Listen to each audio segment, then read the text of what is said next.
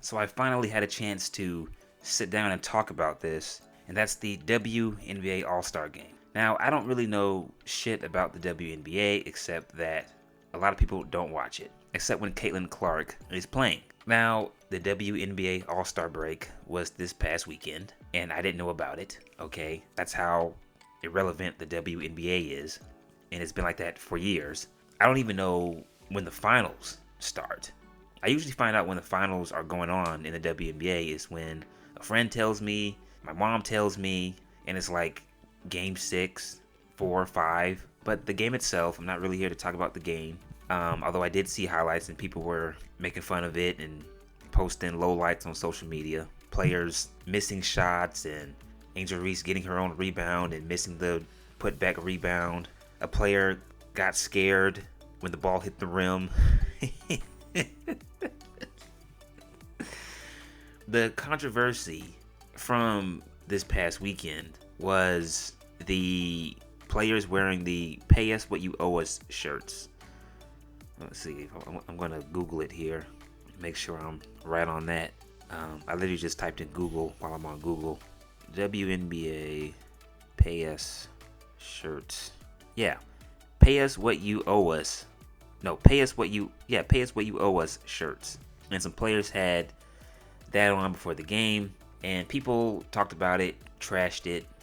I get my news, my WNBA news from other YouTubers, and usually it's the same stuff that I hear. These players are entitled, they demand more money, they claim that they're better than the actual men of the NBA. The sense of entitlement is one of the things that hurts their product. I just posted a short, and it's these WNBA players. They're trying to get into a nightclub. And I was scrolling on Twitter one night, and the woman with the pink hair that I thought was a man initially was talking to someone in this club. Now, I didn't pay too much attention to it. I was just scrolling. I was like, oh, it's a gay man in a gay club.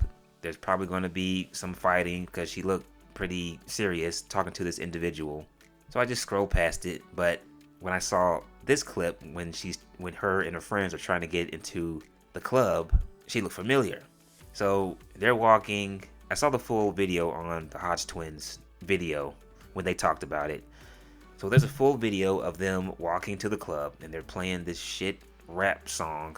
I don't know what the hell they're saying, but they're just mumbling and saying 2 words at a time.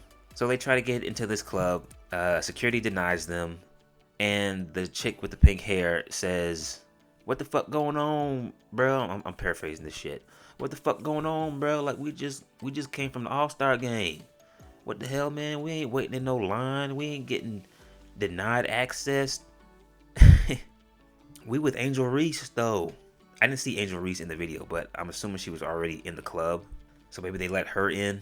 And then at the end of the video, she's calling her friends out of the club because security only allowed 7 people in the club. So she calls them out and she's like, man, we don't need this shit. This some ghetto ass shit, you know?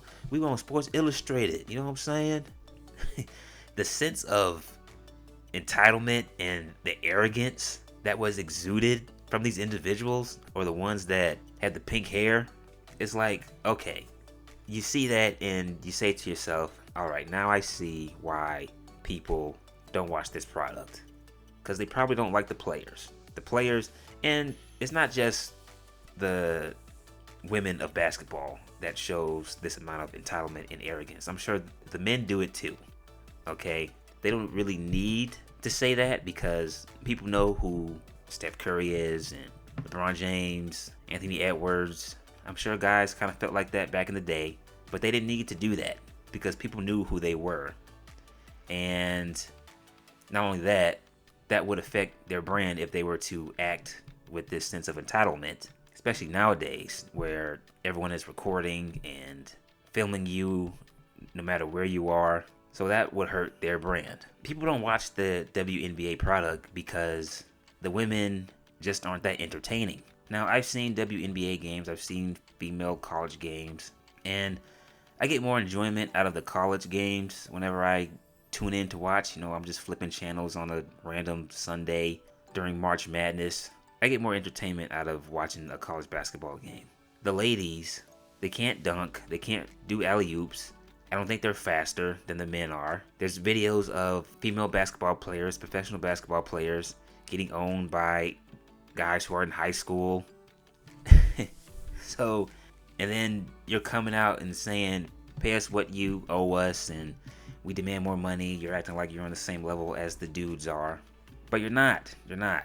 You're hurting yourself by doing these things. As far as the money goes, you have your cash cow in Caitlin Clark. But all I hear when it comes to this girl, besides her shooting 3-pointers and making plays, is that the other women are taking cheap shots at her. Kelsey Plum, I think that's her name. She took a little dig at her during a post-game or pre-game press conference during the All-Star weekend. These girls are tackling her and pushing her to the ground, trying to fight her because they're probably jealous that they've been in the league for years now. And here comes Caitlin Clark coming fresh out of college. Already she's getting this attention and these commercial deals, these TV deals. She already has the recognition. So rather than trying to take her out on the court, why don't you compete against her and showcase your skills? So then when people tune into a Caitlin Clark game, they'll probably come away from the game looking at another player and they'll say to themselves, oh, I like Nikki Watson. She has a killer crossover and she can do reverse layups. I want to see more of her. What team does she play for? Houston? Okay, I'm going to find and watch some more Houston games.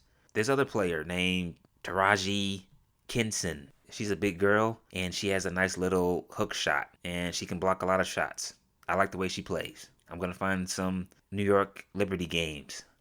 Stuff like that. Take the opportunity when you're playing the Fever, showcase your skills, and then people will come away from the game being fans of you, possibly. I just want to talk about that and kind of give my take on the whole fiasco that happened this past weekend and give my little 2 cents on the WNBA. Please like and subscribe. That is it. I am out.